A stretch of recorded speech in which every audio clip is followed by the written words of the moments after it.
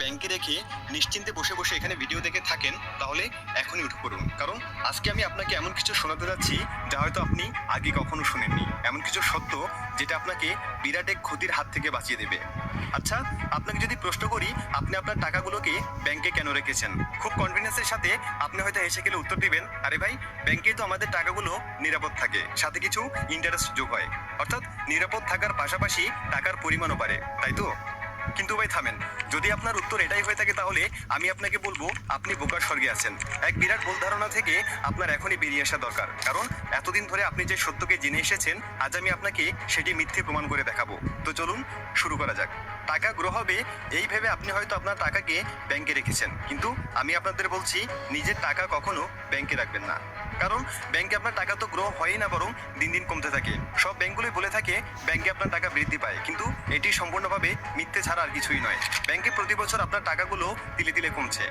যদি আপনি সেভিংস অ্যাকাউন্টে আপনার টাকা রেখে থাকেন, তাহলে সেখান থেকে আপনাকে প্রতি বছর 2 থেকে 3% ইন্টারেস্ট দেওয়া হয়। কিন্তু আপনি কি জানেন আমাদের দেশের ইনফ্লেশন বা মূল্যস্ফীতি প্রতি বছর 7.5% হারে বৃদ্ধি পাচ্ছে। অর্থাৎ ব্যাংকে টাকা রাখার কারণে আপনার টাকা 4.5 থেকে 5.5% কমে যাচ্ছে। আর যারা তাদের টাকা ব্যাংকে এফডি করে রাখে তারা প্রতি বছর 5 থেকে 6% ইন্টারেস্ট পাচ্ছে। আর এখানেও তাদের টাকা প্রতি বছর 1.5 থেকে 2.5% কমে যাচ্ছে। কি অবাক হচ্ছেন নাকি? অবাক তো হওয়ারই কথা। তবে এবার আমি আপনাকে এমন 7টি অ্যাসেট সম্পর্কে জানাবো যেগুলোর মাধ্যমে আপনি আপনার টাকাকে বাড়িয়ে তুলতে পারবেন, অর্থাৎ টাকায় টাকা নিয়ে আসবে boss. Asset number 1, real estate. এটি এমন একটি অ্যাসেট যা সবসময় বাড়তি থাকবে, যার সবচেয়ে বাস্তব উদাহরণ দিতে গেলে বলতে হয় পৃথিবীর 90% কোটিপতির কথা। একটু মনোযোগ দিয়ে শুনুন। পৃথিবীতে জনসংখ্যা দিন দিন বাড়ছে, আর তাদের থাকার জন্য নিশ্চয়ই জায়গার প্রয়োজন, তাই না? তো আপনি আপনার টাকা দিয়ে জায়গা কিনে রাখুন, বাড়ি কিংবা কোনো কমার্শিয়াল প্রপার্টি। এগুলো আপনি ভাড়া দিয়ে এখান থেকে সবসময় একটা নির্দিষ্ট পরিমাণ টাকা আয় করতে পারবেন।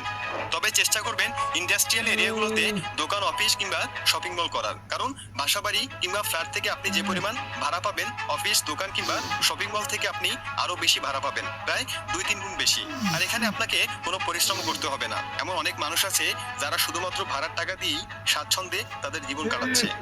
শুরুতেই বলেছিলাম বর্তমানে মূল্যস্ফীতি 7.5% হারে বেড়ে চলছে, আর এদিকে রিয়েল এস্টেটের ভাড়াও প্রতি বছর ক্রমান্বয়ে বাড়বে। তবে আপনাকে মাথায় রাখতে হবে আপনার প্রপার্টিটা যেন একটি ভালো জায়গায় হয়, তাহলে আপনি সেখান থেকে বেশ ভালো পরিমাণে টাকা পাবেন। তাছাড়া সময়ের সাথে সাথে আপনার সেই প্রপার্টিটার দামও তো বৃদ্ধি পাবে, তাই না? Number 2, precious metal. এটি বলার আগে আপনাকে ছোট্ট একটা উদাহরণ দিতে চাই। একবার খোঁজ দিয়ে দেখুন তো গত 2 থেকে 3 বছর আগে সোনার দাম কত ছিল, তারপর বর্তমানে সোনার দাম কত তা জেনে নিন। তারপর আপনাকে আর কিছু বলা লাগবে না, আপনি নিজেই সবটা বুঝে যাবেন। অর্থাৎ আপনাকে ইনভেস্ট করতে হবে সোনা, রূপা কিংবা এমন কোনো ধাতুর উপর যেগুলোর দাম বাড়তি থাকবে। সোনা হচ্ছে এমন একটি ধাতু যেগুলো মানুষ শত শত বছর ধরে ব্যবহার করে আসছে আর ভবিষ্যতেও করবে। দাম বাড়ার সাথে সাথে টাকার মান কমতে থাকবে, কিন্তু আপনি যদি আপনার টাকাকে বাড়িয়ে তুলতে চান তাহলে এরকম কিছু ধাতু কিনে রাখতে পারেন। কারণ সময় বাড়ার সাথে সাথে এগুলোর চাহিদাও বাড়তে থাকবে, আর এখানে লোকসান হওয়ারও কোনো সম্ভাবনা নেই। 2010 সালে যদি আপনি 1 লক্ষ টাকা স্বর্ণ কিনে রাখতেন, তাহলে বর্তমানে সেটার বাজার মূল্য হতো 5 লক্ষ টাকা। অপরদিকে যদি আপনি 1 লক্ষ টাকা ক্যাশ করে রাখতেন, তাহলে বর্তমানে সেই টাকার ভ্যালু অনেকটাই কমে যেত। তাই আপনার টাকাকে ইনভেস্ট করার জন্য প্রিসিয়াস মেটাল হতে পারে বেশ উপযোগী একটি মাধ্যম। Number 3, social media follower. আচ্ছা, ধরুন আপনার সামনে দুটো অপশন আছে।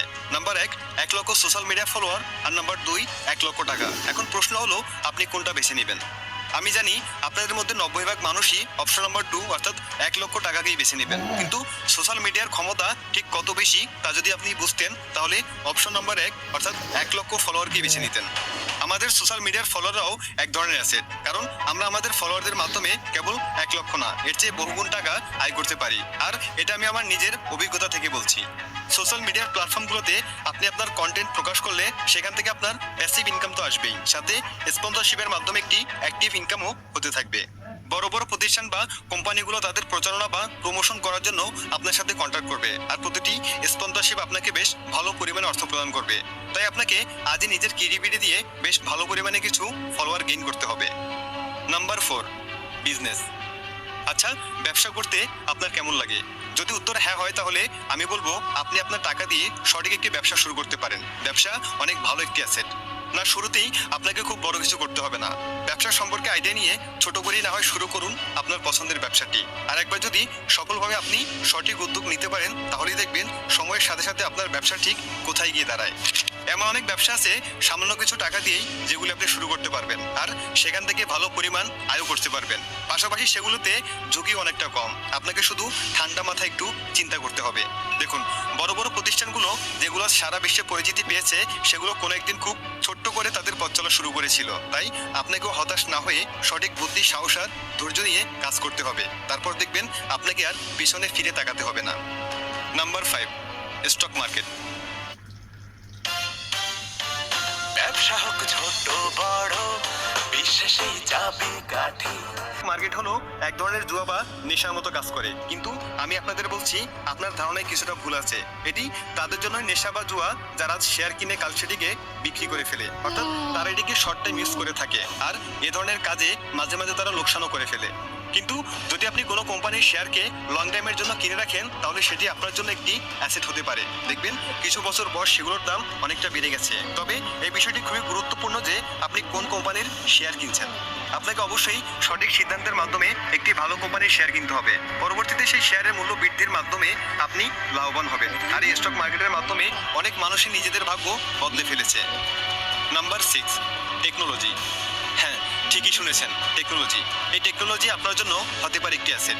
ধরুন আপনার কাছে থাকা টাকা দিয়ে আপনি একটি গাড়ি কিনলেন। এখন আপনার হাতে দুটো অপশন আছে। অপশন নাম্বার 1, আপনার গাড়িটিকে আপনি শুধুমাত্র নিজের দৈনন্দিন প্রয়োজনে ব্যবহার করবেন। আর অপশন নাম্বার 2, আপনার গাড়িটিকে আপনি রেন্ট বা ভাড়া হিসেবে দেবেন। কি, কোনটা চয়েস করবেন? যদি আপনি অপশন 1 চয়েস করে থাকেন তাহলে সেটি আপনার জন্য অ্যাসেট হয়ে কাজ তো করবেই না, বরং উল্টো আপনার পকেট থেকে টাকা বের করে নিয়ে যাবে। আর যদি আপনি অপশন নাম্বার 2 চয়েস করে থাকেন তাহলে সেটি আপনার জন্য হতে পারে একটি অ্যাসেট। আপনার গাড়িটিকে আপনি টাকার বিনিময়ে ভাড়া দিতে শুরু করুন, অথবা একজন ড্রাইভার দিয়ে ট্যাক্সির মতো যাতায়াতের মাধ্যমে লাগিয়ে দিন। তাহলে সেখান থেকে আপনি বেশ ভালো পরিমাণে একটি ইনকাম পাবেন, যার টাকা দিয়ে হয়তো আপনি পরবর্তীতে আরও একটি গাড়ি কিনতে পারবেন। নাম্বার 7, ফটোগ্রাফি ও ভিডিওগ্রাফি।